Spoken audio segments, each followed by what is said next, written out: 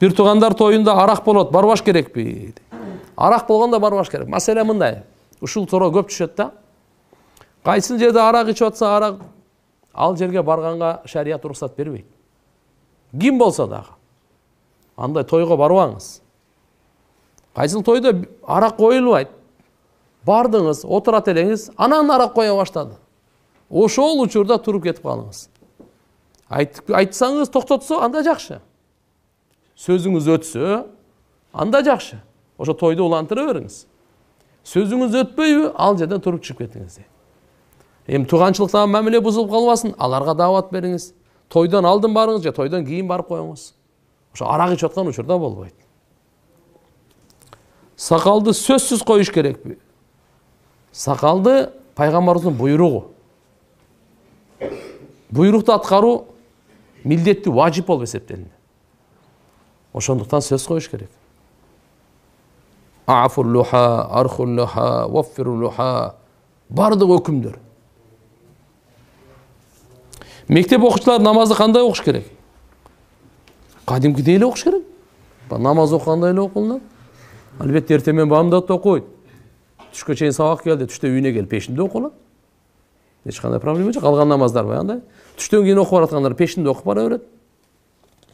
Үйгө келип асырда окулат.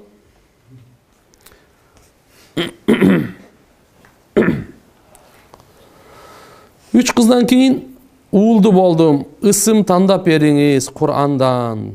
Алла разы болсун. Ибрахим пайгамбар. Мен атын коюп коюңуз Ибрахим. Баланы канча жаштан баштап тарбиялаш керек? Кичинекейинен баштап, канчалык болсо, кичине болсо ушунчалык жакшы. Пайгамбар саллаллаху алейхи ва саллям айтуусунда, балага өзгөчө намазды 7 жашында баштагыла деген.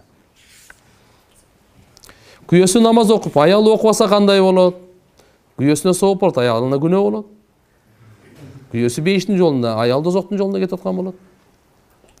Биз жолдошум экөөбүз бир кызды болуп, ажырашып, телефондон 3 талак берип, кайра 4 жылдан кийин жараштык. Нике кыйдырдык кайра. Уулду болдук эми. Ушул бала никесиз болуп калбайбы? Талактан кийин жашаган арам болот дешет го. Жок.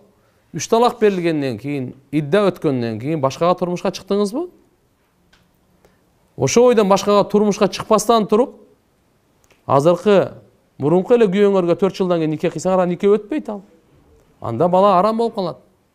Валаду зина, зынадан төрөлгөн бала болуп калат. А эгерде ошо 4 жылдын ичинде башкага турмушка чыккан болсоңуз, ал дагы талак берген болсо, иддасы өткөндөн кийин анда адал. Исрапкерчилик боюнча тойлордо, кафелерде 3-4 тамак койла. Ошону бир эле тамак жасап, кыскартып койсо болбойбу? Аны кантип токтотуш керек? Эми буга жалпы элдин жардамы керек, таксырлар. Туура айтасыз. Биринчи тамак менен эле курсагыңыз тоет. Көп болсо экинчи менен мейли. 3, 4, 5 бардык исрап. Анан көрөк ошого кеткен акчага туура бир пайдалуу нерсеге сарптасак жакшы болмокта. Ушунун бардыгыбыз Кудай кааласа бири-бирибизге жардам берип, айтып, ушундай кылайлы десек, өтө жакшы пайдалуу болмок. Туура айтасыз. Барыбыз аракет кылайлы. Имамдар дагы, алымдар дагы, жалпы эл дагы, мамлекет дагы. Тарбия бергенде сылык болуш керекпи же каттуу? Негизи сылык болуш керек. Кээде катуураак. Кээде. Мен эч эле намаз окуйын деп окуй албай жатамын. Кантип жыгылсам болот намазга? Биринчи ниет кылыңыз, андан кийин дуа кылыңыз, анан аракет дагы кылып коюңуз. Намаздын пайдаларын угуңуз. Эркек болсоңуз мечитке барыңыз. Аял болсоңуз анда үйдө аракет кылыңыз. Мен турмуштан аябай кыйналып Россияга жумуш издеп келдим. Күйөөм арактын кулу болду. Такыр таштабады, аракты кумарды. Россияга келгениме 2 ай болду, бирок ишим эч жүрүшпөдү. Эми Россияга намахрамсыз барганда иш жүрүшпөйт да эми. Андай кылбашыңыз керек. Биринчиден мына эми Алла Таала инсап товфик берсин.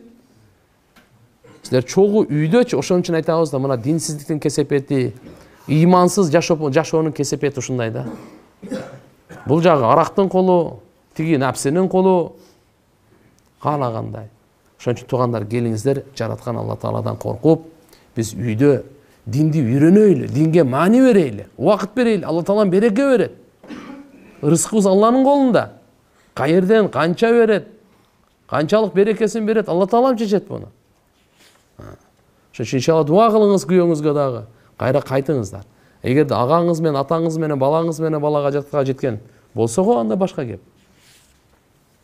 Өзү соодада мындайда, Пайгамбар саллаллаху алейхи вассалам таалимдеринде ким кандай соода баштаса, биринчи 2 рекет намаз окуп баштасын.